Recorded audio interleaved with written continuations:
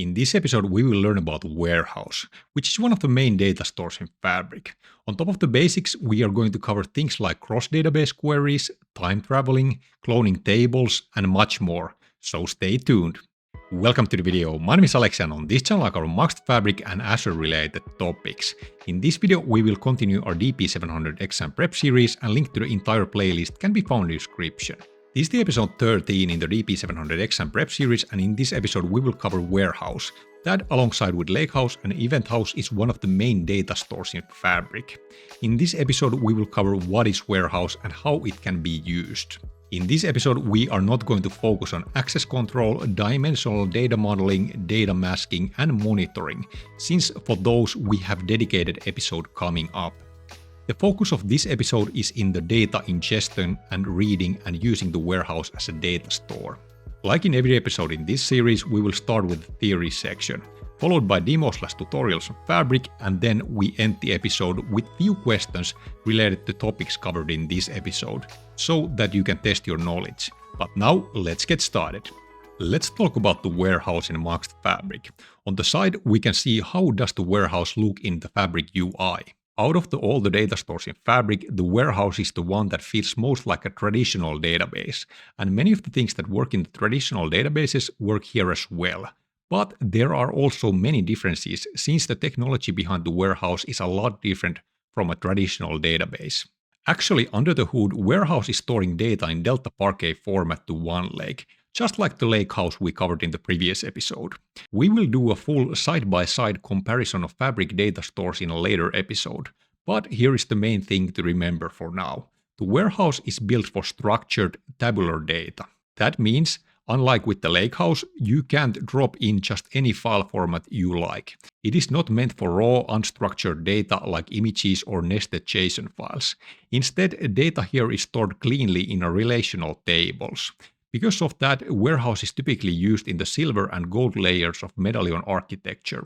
You typically bring a cleaned and transformed data, not raw data, from a source to Warehouse. If you have used SQL Server or any relational database before, the Warehouse in Fabric will feel right at home, but now it is packaged into Fabric and backed by open, modern storage format.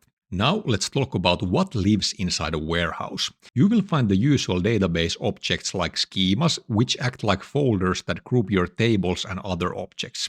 Then we have tables, where the actual data is stored. Then views, which are just saved SQL queries that behave like virtual tables. Then functions, which return a value based on some input, like calculating a fiscal quarter. And then lastly, stored procedures, which are blocks of SQL logic used to do things like update data or automate processes. Now let's talk about the different ways you can ingest data into a Fabric Warehouse. There are several options available, and many of the tools in Microsoft Fabric support Warehouse as a destination. First up, data pipelines. You can use them to copy data from a wide range of sources directly into Warehouse tables. The same goes for dataflows Gen 2. They are low-code, visually driven, and you can also write data straight into Warehouse. Then we have notebooks, which give you multiple options. In Fabric, you can use T-SQL notebooks to write SQL commands that load data into a Warehouse, and we will come back to these T-SQL approaches in a moment. Notebooks also support a Spark connector for a Warehouse, which is currently in preview. And if you prefer, you can use generic interfaces like ODBC within your notebook code to write data to a Warehouse. As I mentioned earlier, Fabric supports T-SQL directly, and that includes the ability to do cross-database queries. So, for example, you can load data from another Warehouse, or from a Lakehouse using its read-only T-SQL interface. The current limitation with this method is that you can only read data stored within the same Fabric workspace. If you're working with Azure Blob Storage, there is also the copy into command. With it, you can load files like CSV or Parquet files directly into Warehouse tables using T-SQL. And finally, there are few other methods that go beyond the DP-700 scope. For example, you can use Fabric copy jobs, Azure Data Factory, or connect using more generic interfaces like ODBC or JDBC, which let you integrate with a variety of tools and platforms. Reading data from a Fabric warehouse is simple and familiar if you have worked with any relational databases before, and especially with Microsoft SQL Server or Azure SQL Database. You can use T-SQL queries to explore and retrieve data just like in SQL Server or Azure SQL Database. This means that you can run select statements, join tables, filter data, and even use views and functions, all using standard T-SQL syntax. Fabric also provides an SQL Analytics endpoint, which allows you to connect using tools like Power BI and SQL Server Management Studio. You can also read data using different Fabric tools like data pipelines, dataflows, Gen2s, notebooks, etc. And finally, many external tools support using ODBC or JDBC, which means that you can connect to the warehouse using your favorite BI tools, apps, or programming environments, and run queries in a similar way you would do with any SQL database. Then I want to cover two features in Warehouse that are quite unique in this context, and not typical features in traditional SQL databases, and those are time travel and table cloning. Both of these features are made possible the fact that we are using Delta tables under the hood. If you want to learn more about Delta tables, check out the previous episode, where I covered Lakehouse and talked about Delta tables more in depth. Let's first take a look at the time travel feature. This feature allows us to look at the table as it existed previously. This means that, for example, if we have added or removed rows from the table, we would be able to query and look at the table how it looked before those operations were made. So this feature is great if you have made some accidental operations like delete or even truncate, and you would like to recover a previous state of the table. This means that there is less need for manual backups or versioning. Currently, this time travel feature supports traveling back in time 30 days, since after that Warehouse will automatically clean the history. The other feature that I want to talk about is the table cloning feature that allows creating instant copies of a table. This feature supports using time travel as part of it, and you can create a clone for a previous version of the table. These copies are so-called zero-copy clones, which means that they basically copy only the table metadata and are physically pointing to the same OneLake files as the original table, and thus storage cost for these clones is very minimal.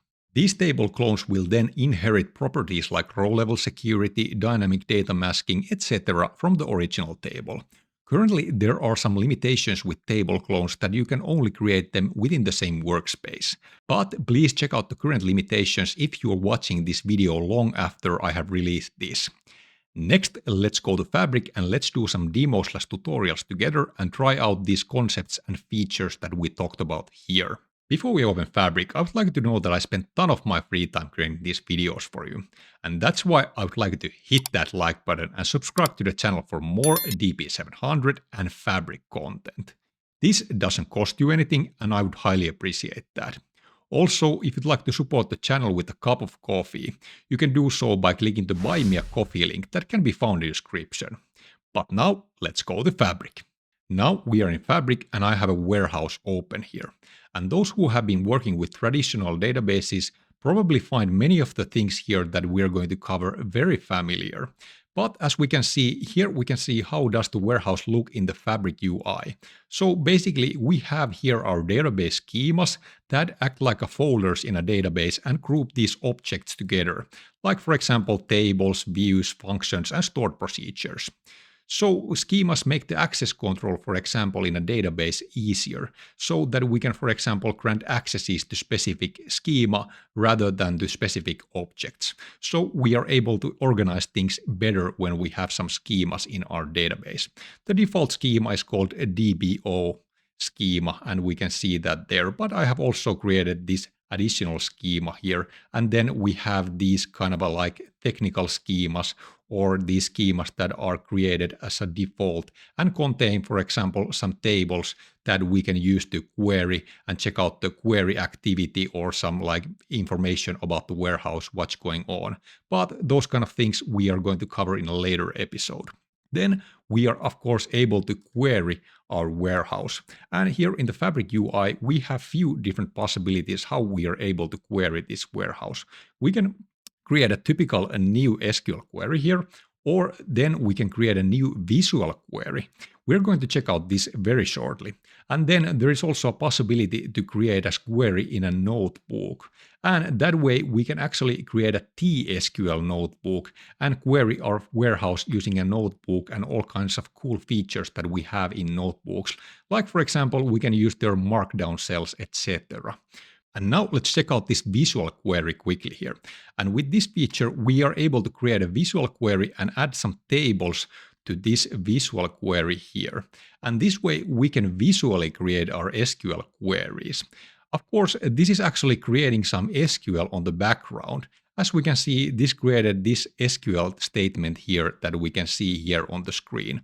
But with this, we would be able to add new tables here, and then we would be able to, for example, do some joins between these tables, and then we would be able to create our SQL visually here. This is a quite handy feature if you are not so efficient or know SQL that well, so that you can use this to create your SQL. But personally, I still prefer writing my SQL. But maybe at some point I will try to explore this feature more. But it is good to know that this is one possibility to query warehouse. But yeah, let's close this. Then, like we discussed in the theory section, we can actually connect to this warehouse using tools like SQL Server Management Studio. And here we can find this SQL connection string that can be used to connect to this warehouse. And I actually have already SSMS or SQL Server Management Studio running, and I have connected to this warehouse using that connection string there. And here we can see that I have connected to this warehouse, and we can also see these other data stores that we have in this same Fabric workspace. So we have this, for example, this Lakehouse's T-SQL endpoint, where we can also connect with using SQL Server Management Studio. And here we are able to query the warehouse and also do some changes to the warehouse if we so desire. But we are not going to use the SSMS today here and query our warehouse, and instead we are going to use the Fabric UI, since probably not all the people watching this video have this installed. So let's minimize this here for now. And now we would be able to choose to create a new SQL query, or then we would be able to query this warehouse using T-SQL notebook. Actually, this time I'm going to use this new SQL query and query this warehouse this way. So let's create a new SQL query, and I have written this SQL query that we are going to use to try out the features in the warehouse. So I will paste that query here. And here we have that query, and we are going to start from the top. So what we are first doing here? So we are preparing our data. We are first creating a schema for this episode, and then to that schema, we are first going to create a table, and then we are going to add some data to that table. And we are going to add some few rows of employee data here. So we have there 6 employees that we are going to add to that table. So let's run this first part here, and let's click run. And it should be done very shortly, and then we should have a new schema here after this is done. And now this is done, and we have that episode 13 schema here, and in that schema we should have table. Let's refresh that, and there's the employees table. And now we can then query that table if we want. But for now, we are actually going to create a view on top of that table. And like discussed in the theory section, if you're not familiar with views, they act like these kind of virtual tables. So basically, view is this stored SQL query, as we can see here. So we are defining a view, and then we are defining this SQL that is used for that view. So every time somebody will interact with that view and use it like a table, it will actually execute this SQL statement that I have here. So this means that views are basically always up to date based on the data they are created on. So let's create this view here first, and let's run this. And now we have created one view here as well. And I have prefixed that view like this so that we can tell those apart that this is actually a view and this is a table. And then we are able to query the view like we would query a table here. And we should see those like these like seniority levels here that I defined in that view query based on the current date and the hire date. So we can see that we have mostly seniors working in this company and one mid-level. Emma is actually a mid-level person. But yeah, let's move forward. And next, we are actually going to create a stored procedure. And these stored procedures are these kind of a SQL logic that are wrapped to this object. And these are similar to views, but unlike views, these cannot be used like virtual tables. So for example, here I have this stored procedure that will actually take in parameters. And this is one good thing to know about the stored procedures, that you can define some parameters for them. And here I'm just defining this stored procedure, get employees by seniority. And here we are just returning employees based on these parameters that we are going to give to our stored procedure. But yeah, let's first create this stored procedure. And now we have created that stored procedure and we have it here.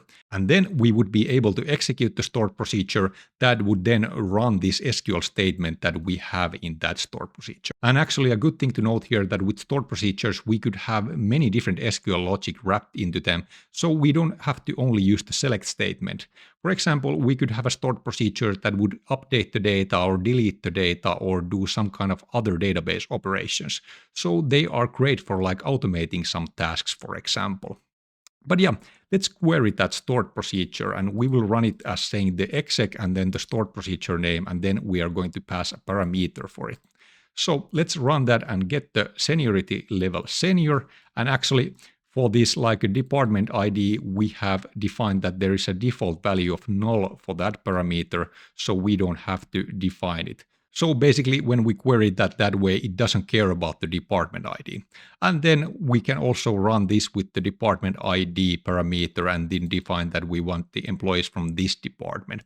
And there we can see those employees who are on the seniority level in that department. And next, I want to talk about the copy in the statement, that we can actually use and copy data from an Azure blob storage to Fabric warehouse using T-SQL. And here we have this example copy into statement, and we can use this to copy some CSV data from our blob storage in Azure to this Fabric warehouse. And we can check out that blob storage in Azure. And here I have created this container called DP-700, and in this container I have this folder, and in that folder I have this employees.csv file. And if we are not specifying any authentication methods to this copy into statement, it will by default use your Entra ID credentials, meaning your user account, to query that blob storage. So that you would need to make sure that you have the sufficient access to that container that you are querying. So you can go here and view my access and check that you have, for example, storage blob data contributor access like I do, so that you are able to query that data. But yeah, there are plenty of different authentication methods available for this command, and using the user account is not probably the best way, but you can explore those different ways on your own. But we can check out quickly the documentation and see that we can define quite a many different options for this copy into statement. So this is one very simple example with one very simple CSV file that we have in this storage. And here in this file, we just have few rows of data, as we can see here. So basically, we are adding some more employee data to our employee table. And as we can see, the target is that employees table that we created. So let's run this statement that will actually copy that CSV file from that Azure to that table. And this should be done fairly soon. And now it is done. And now we can, for example, query the view that we created and see that we should have some new rows in our employee table or in this view that we're querying now. And we can see that now there are 9 employees instead of those 6 that we had previously. So we have added 3 more there. And next, let's talk about the time travel feature that we can use to travel back in time and check out the previous state of the table. And remember that this is possible because we are using Delta tables under the hood, and with Delta tables we only have basically insert operations. So by default we are not actually deleting the data, as we covered in the previous episode. But yeah, here I have these 2 different time travel queries. So these are our typical select statements, but we have to define this option. And we can define this option for timestamp as of, and then we define a timestamp in UTC time, and we use this timestamp to indicate the time of the previous date we want to take a look at. So now I would have to adjust these timestamps a bit so that we can check out how did the employee table look before we inserted in these rows. So I have to go back in time a few minutes here. So I will do those adjustments here quickly. And now I have adjusted those timestamps so that we travel to a time before we did that insert to that table using that copy into statement. So let's query our employees table. And here we can see only those 6 rows that there were previously. And what is cool here that we can use this time travel to a view as well. So now we are querying that employees view and checking out that previously, and we can see only those 6 rows here. And if we would query the current state of the table, we can see those 9 rows there. So this is how the time travel feature works.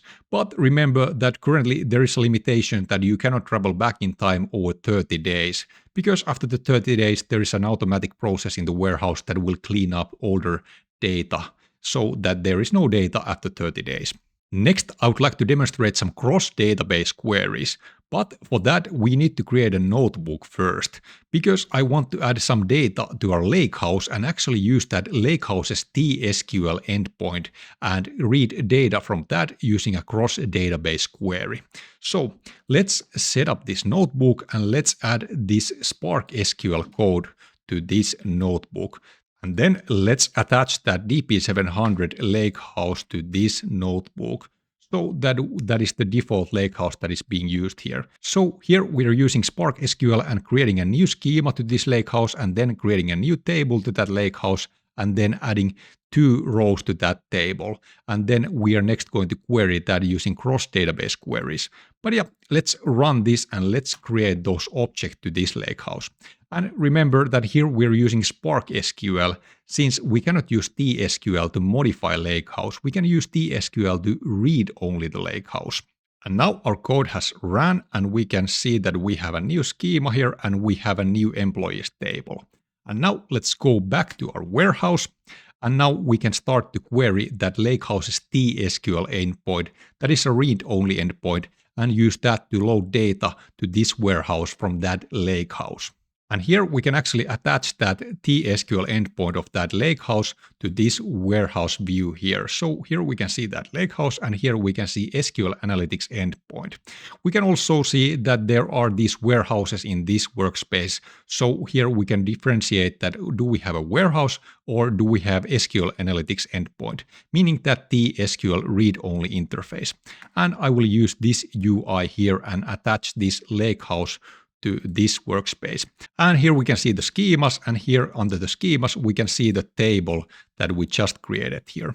And then we can use this 3-part naming convention to query this table here. So we have to specify the data store that we are querying, and then the schema, and then the table. And now let's run this query and let's see that we can combine these 2 data here. So let's run that. For some reason there seems to be some type of issue with the data here.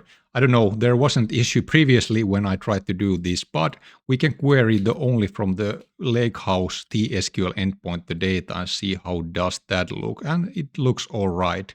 And in my opinion, it looks the same as the data in our other employees table, so I should be able to combine these, but for some reason I can't. I don't know if that's a bug going on in Fabric or what is the issue there. But let's move forward. Let's try to insert data from this Lakehouse to that warehouse table that we had there. So let's run an insert statement and let's see if this will go right. And now it is running and we should be done. Yep. And let's try to query only the warehouse table to see if those rows went there all right. Actually, they didn't, and we can see some null rows here. I don't know what's going on there. Is that like a data type mismatch or what is the issue there? But yeah, I don't have the time to figure that out right now. But yeah, let's lastly talk about cloning tables. So cloning tables allows us to create those zero copy clones that we covered in the theory section. Basically, this means that we're just copying the metadata and the physical files will stay in the same place. So we use that metadata to point to those same physical files as with the original table. This means that when we use those zero copy clones here in the warehouse, the storage cost is very minimal with those. And this is a very easy way to back up the data. And here we can see how we would create those table clones. So we say create table, and then we say that table name. So now I'm creating employees clone as clone of, and then we tell the table we want to use as the original table. So let's run this. And also the good thing to note here that we can also use this at and then to define the timestamp in UTC and then create a clone for like a previous version of the table, so that we're basically utilizing the time travel feature when cloning. But for now, I just wanted to create a clone for the current version of the table. And then we can query that clone here. And we can actually see that clone here in the UI. And here we can see that data that we have in that clone and also those null rows that came from that Lakehouse table. And then now I'm going to insert a new row to this original table, and that new row has been inserted there. Now when we would query this clone table, we shouldn't have that 12 employee number there, and we don't have it here. And if we would query the original table where we inserted that row, we see that there. So there's the John Smith that we inserted there. And then we can, for example, truncate the original table, which means that we will wipe it clean, and this shouldn't affect the clone table at all. So now this table should be clean. Now we don't have any data in our original table, and we should still have data in our clone table. Yep, but we don't have this row here because this row came there after we cloned that table. And now we would be, for example, able to insert rows from the clone table back to the original table using this statement here. And now we should have again some rows in our original table. Yep, but we are missing this row because this came there after the cloning. But of course, if we want, we would be able to create a new table clone after this row was inserted and then use that clone table to insert back those rows to that original table. Next, let's have a couple of questions related to topics covered in this episode. But before that, I would encourage you to check out this website called certiace.com that I have created with few friends. This website offers practice questions to certification exams. These questions here are custom made, so they are quite similar to those questions that you would see in the actual exam, but not exactly the same. So after watching this video, if you want some practice questions, for example to DP-700, go check out the certiace.com. Let's have our first question. Which of the following is true about table cloning in Microsoft Fabric Warehouse? A. Clone tables always create full physical copies of data to support sandboxed analytics workloads. B. Clone tables can be created across workspaces as long as the schemas are identical. C. Clone tables inherit attributes like row-level security and dynamic data masking from the original table. D. Cloning requires exporting the table to OneLake and re-importing it as a separate asset. Now think about the answer for a moment and pause the video. I will reveal the answer in 3, 2, 1. The correct answer is C, since clone tables do inherit attributes like row-level security and dynamic data masking from the original table. A is incorrect since we are not creating a physical copy when we do a clone. Instead, we use zero copy clones and only copy the metadata and point to the same physical files in OneLake as the original table. B is incorrect since currently clone tables can't be done across workspaces. D is incorrect since cloning doesn't require exporting and importing tables. Let's have another question. You want to query data from two different Fabric warehouses. Which of the following is required to do this work successfully? A. Both warehouses must be in the same workspace, and you must use the three-part naming. B. Warehouses must expose its Power BI semantic model to support cross-querying. C. You must create an external table using the Lakehouse shortcut feature before querying across databases. D. You have to use Spark Notebook since cross-database queries are only supported using Spark, not T-SQL. Now think about the answer for a moment and pause the video. I will reveal the answer in 3, 2, 1. The correct answer is A, since we can do cross-database queries within a same workspace and use three-part naming convention. B is incorrect since this is not a requirement. C is incorrect since no external table is needed. D is incorrect since cross-database queries work with T-SQL and Spark is not needed for that. That is all that I wanted to cover here today. If you'd like to continue your learning journey towards getting that DP-700 badge, check out the next video in this series. But now I thank you for watching and see you in the next video.